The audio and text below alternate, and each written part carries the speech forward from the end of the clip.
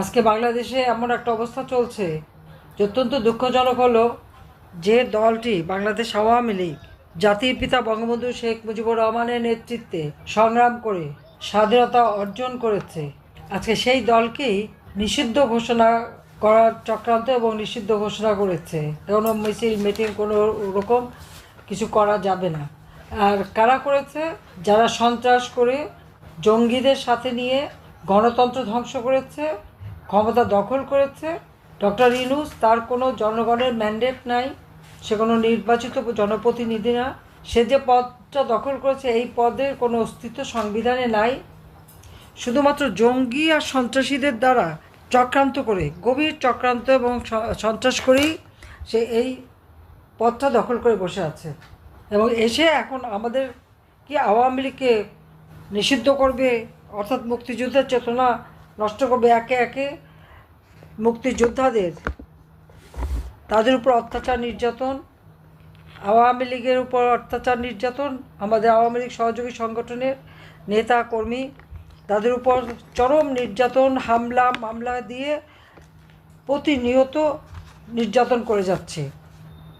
জুলাই মাসের 7 তারিখ থেকে যে আন্দোলন শুরু করেছিল, কোটা বিরোধী আন্দোলন, সে আন্দোলনে তো এদেরকে কোনো রকম বাধা দেওয়া হয়নি। 14ই জুলাই পর্যন্ত একটা টোকাও পড়েনি তাদের উপর।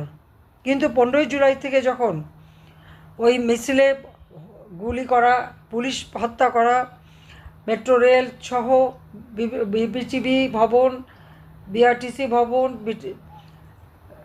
আমাদের সেতু ভবন, প্রত্যেকটা এরকম আরও সমস্ত অনেক, কত নাম বলবো, সব জায়গায় আগুন দেওয়া শুরু হলো।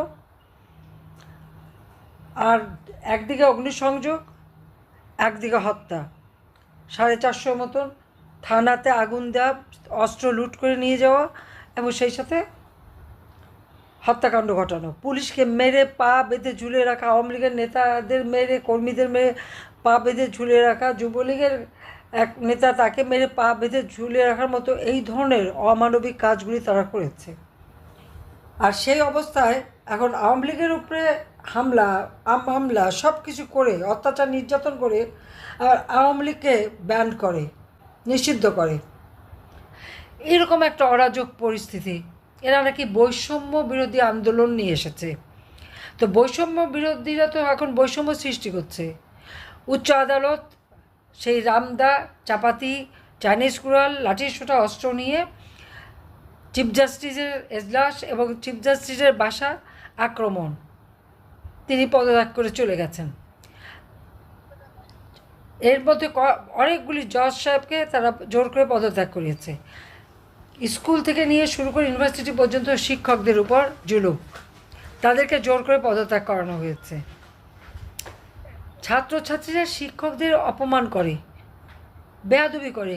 মানে একটা জাতিকে, আমরা একটা জেনারেশনকে তারা ধ্বংস করে দিচ্ছে, বেয়াদব করে দিচ্ছে।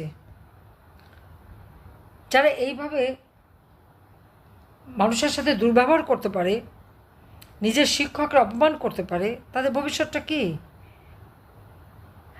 আওয়ামী লীগের আমলে তো এরকম ছিল না। আওয়ামী লীগ যতক্ষণ ক্ষমতায় ছিল তখন তো প্রত্যেকটা জায়গায় ডিসিপ্লিন ছিল, পড়াশোনা ভালোভাবে চলছিল, সেশন জট ছিল না, নিয়মিত পাবলিক সার্ভিস কমিশনের পরীক্ষা হতো। আর এখন তো পরীক্ষার বালাই নাই। শিবিরের লোক কারা, বিএনপির মাস্তান কারা, তাদের চাকরি দিয়ে দিচ্ছে। পুলিশের পোশাক পরিয়ে অথবা র্যাবের পোশাক পরিয়ে তাদের দিয়ে কাজ করাচ্ছে। তার মানে আওয়ামী লীগ নেতাকর্মীদের হয়রানি, অত্যাচার, নির্যাতন করে যাচ্ছে। প্রতিটি জায়গায় অনিয়ম, বিশৃঙ্খলা। একটা রাষ্ট্র পরিচালনা করার মতো যে যোগ্যতা, সে যোগ্যতাটুকু এই লোকটার নাই। নিজের ক্ষমতা দখলের জন্য জঙ্গিদেরকেই সাথে নিয়েছে, জঙ্গিদের দ্বারা চক্রান্ত করে, ষড়যন্ত্র করে ক্ষমতা দখল করেছে। এখানে কোনো গণ অভ্যুত্থানও ছিল না, জনগণও ছিল না। এটা তো ইউনূস নিজেই বলেছে। বিল ক্লিন্টনের অনুষ্ঠানে যখন গেছে, তার ক্লিন্টন ফাউন্ডেশন, সেখানে তো মঞ্চে দাঁড়িয়ে খুশি মনে বলল যে কোনো জনগণ না, ছাত্ররা কেউ যায় না, কোনো লিডারও ছিল না, এই আন্দোলন হয়েছে মেটিকুলাস ডিজাইনের মাধ্যমে, মাস্টারমাইন্ড দ্বারা। মাস্টারমাইন্ডকে যে যিনি তাকে আবার মঞ্চে নিয়ে পরিচয়ও করিয়ে দিল এবং নিজেই হাতে তালি দিল খুশি হয়ে যে এই মেট্রোগুলো ডিজাইন করে চক্রান্ত করে শেখ হাসিনাকে ক্ষমতা থেকে সরাতে পেরেছে এবং তিনি ক্ষমতাটা দখল করেছেন। তো এই যে ক্ষমতা দখলকারী অবৈধভাবে, ইউনূসের কি কোনো জনগণের ম্যান্ডেট আছে? তার কি সাংবিধানিক কোনো ভিত্তি আছে? তো সে কি করে আওয়ামী লীগের মতো রাজনৈতিক দল, যে দল আমরা এখনও জনগণের ভোটে নির্বাচিত প্রতিনিধি, আমাদেরকে কিভাবে সে এই দলটাকে ব্যান করে? এত সাহস থেকে পায়? যে দল স্বাধীনতা এনে দিল, যে দল অর্থনৈতিক উন্নতি দিল, যে দল মানুষের জীবনে শান্তি নিরাপত্তা দিয়েছে, আওয়ামী লীগের আমলে একটা লোক তো না খেয়ে কষ্ট পেত না। যে সমস্ত এলাকায় দুর্ভিক্ষ হতো প্রত্যেকটা এলাকা আমি দুর্ভিক্ষ মুক্ত করে দিয়েছিলাম। তাই জনগণের স্বার্থে জনগণের কল্যাণে কাজ করাটাকেই অপরাধ হতে পারে ইউনূসের জন্য, কারণ সে আর তার ওই এনজিও গ্রুপ এরা তো ক্ষুদ্র ঋণের নামে গরিবের রক্ত চুষে খায় আর মোটা অঙ্কের সুদ দিতে হয়।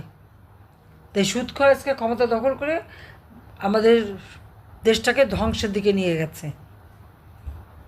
এমনকি এখন আবার সেই আমাদের মিয়ানমারের বর্ডার, সেই বর্ডারে নাকি নিয়ন্ত্রণ নাই, নিয়ন্ত্রণ হারিয়ে ফেলেছে। তার মানে এর হাতে আমাদের স্বাধীনতা সার্বভৌমত্ব কিন্তু নিরাপদ না। নিজের ক্ষমতাকে দীর্ঘায়িত করার জন্য সেই যুদ্ধ খেলা, বর্ডার খুলে দেওয়া, বর্ডারে নিয়ন্ত্রণ হারানো আমাদের স্বাধীনতার সার্বভৌমত্বকে নষ্ট করে দিচ্ছে। 30 লাখ শহীদের রক্তের বিনিময়ে আমরা এই স্বাধীনতা পেয়েছি। আমার লাখো মা বোনের ইজ্জতের বিনিময়ে আমরা এই স্বাধীনতা পেয়েছি। এই স্বাধীনতা জাতির পিতা বঙ্গবন্ধু শেখ মুজিবুর রহমানের দীর্ঘ দিনের সংগ্রামের ফসল। বারবার তিনি কারাগারে বন্দী হয়েছেন জনগণের কথা বলতে যেয়ে, এই গণমানুষের কথা বলতে যেয়ে বছরের পর বছর জেল খেটেছেন, নির্যাতিত হয়েছেন। আর এই বাটিতে তাকে নির্মমভাবে হত্যা করা হলো। ওই 32 নম্বর বাড়ি, যে বাড়ি থেকে জাতির পিতা বঙ্গবন্ধু শেখ মুজিবুর রহমান স্বাধীনতা ঘোষণা দিয়েছিলেন, আমার সরকারকে হটানোর জন্য যখন সেই চক্রান্তটা করলো, আমাদের বহুজন আমি দেখলাম, অনেকেই তো সেটা বুঝতেই পারলো না, অমনি ওদের সাথে সুর মেলালো। আজকে দেশের অবস্থাটা কেমন আমার তো তাদের কাছে জানতে ইচ্ছে করে, এখন কেমন আছে তারা, কি দেখছে? ওই একটা ক্ষুদ্র গোষ্ঠী ইউনূসের ধারে কাছে তারা পয়সা বানাচ্ছে, পয়সা পাচার করছে। আর এই যে সমন্বয়ক যে কটা, এগুলি তখন টাকা পয়সা বানাতে বানাতে ফুলে ফাঁপে উঠছে, সব আঙ্গুল ফুলে কলা গাছ, এবং বিদেশে টাকা পাচার। দেশের মানুষ না খেয়ে কষ্ট পাচ্ছে, নিরাপত্তাহীনতায় ভোগে, নিজের ঘরেও নিরাপদ না, কেউ নিরাপদে পথ চলতে পারে না। সব থেকে মেয়েরা দিনের পর দিন শিশু নারী ধর্ষিত হচ্ছে, তাদের কোনো নিউজ দিতে পারবে না। সাংবাদিকদের বিরুদ্ধে মামলা, 6 জনকে তো হত্যা করেছে, প্রায় 18-20 জনের মতো জেলে, আর বাকি তো তাদের উপরে হুলিয়া জারি। আর হত্যা মামলার তো কোনো সীমা নাই, সীমাহীন। তার উপর আবার এখন দুর্নীতির মামলা। ইউনূসের নিজে দুর্নীতি করেছে বলে তদন্তে বেরিয়ে এসেছে, তার বিরুদ্ধে দুদকে মামলা, 5টা মামলা, ট্যাক্স ফাঁকি দেওয়ার মামলা। এমনকি লেবার, তার নিজের কোম্পানির লেবারদের টাকা মেরে খেয়েছে। লেবাররা মামলা করেছে, সেই মামলায় ইউনূসের শাস্তি হয়েছে। ইউনূস কিন্তু লেবার কোর্টে লেবারদের করা মামলায় সাজাপ্রাপ্ত আসামি, কনভিক্টেড। কি দুর্ভাগ্য আমাদের বাংলাদেশের মানুষের। আজকে একটা কনভিক্টেড শ্রমিকের অর্থ আত্মসাৎকারী, গরিবের রক্তচোষা, সুদখোর, আজ ক্ষমতায় বসে তিনি খুব দাপট দেখাচ্ছে। সেটা আবার কাদের জন্য? ওই সন্ত্রাসী জঙ্গিদের। সমস্ত জঙ্গি সন্ত্রাসী সবাইকে কারাগার থেকে মুক্তি দিয়ে দিয়েছে, সব মুক্তি দিয়ে এখন তারাই তার শক্তি। এই কয়েকদিন আগে আওয়ামী লীগ নিষিদ্ধের যে মিছিল, ওই মিছিলও আপনারা দেখবেন আইএসআইয়ের পতাকা। দেশটাকে জঙ্গির দেশ বানালো। আজকে জঙ্গিদের জন্য অভয়ারণ্য, আর যারা সাধারণ মানুষ তাদের জন্য কয়েদখানা হয়ে গেছে বাংলাদেশ। এই অবস্থা তো দেশ চলতে পারে না। হ্যাঁ, নিষিদ্ধ করেছে, করুক। আওয়ামী লীগের শক্তি অনেক বেশি, বাংলাদেশের জনগণই আওয়ামী লীগের শক্তি। তার মতো অবৈধভাবে ক্ষমতা দখলকারী, তার সব নির্দেশনাই অবৈধ। আর সে আইসিটি যে ইন্টারন্যাশনাল ক্রিমিনাল ট্রায়ালের জন্য কোর্ট করেছে, ওখানে তো করার তার কোনো রাইট নাই। এটা 1973 সালে পার্লামেন্টে পাশ করা আইন। এক্সিকিউটিভ অর্ডার দিয়ে অর্ডিন্যান্স জারি করে এটাকে সংশোধন করলে পার্লামেন্টই আবার সংশোধন করতে হবে, তবেই এর কার্যকারিতা থাকবে। তা নাহলে এই সংশোধন তো অবৈধ। আবার 2 নম্বর কোর্ট তৈরি করেছে, এটাও তো অবৈধ, কারণ এটা তো পাশ করা হয়নি।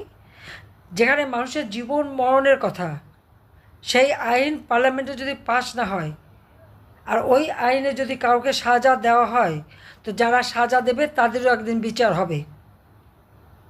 ওই যে মানে আইসিটির চেয়ারম্যান, চিফ প্রসিকিউটর, দুদকের চেয়ারম্যান, বা দুদকের যারা মামলা করছে, বা এই আইসিটির যারা মামলা করছে, বা যারাই মামলা দিচ্ছে, একদিন বাংলা মাটিতে তাদের শাস্তি হবে। এই যে অবৈধভাবে সংবিধান লঙ্ঘন করে ক্ষমতা দখল করেছে তার বিচারও ইনশাল্লাহ হবে, এবং সেদিন বেশি দূরে না। এই জন্য আজকে প্রবাসে যারা আছেন, আপনাদের জনমত সৃষ্টি করতে হবে, আন্তর্জাতিকভাবে এটা তুলে ধরতে হবে যে যে দলটি স্বাধীনতা এনে দিল, গণতন্ত্র প্রতিষ্ঠা করলো।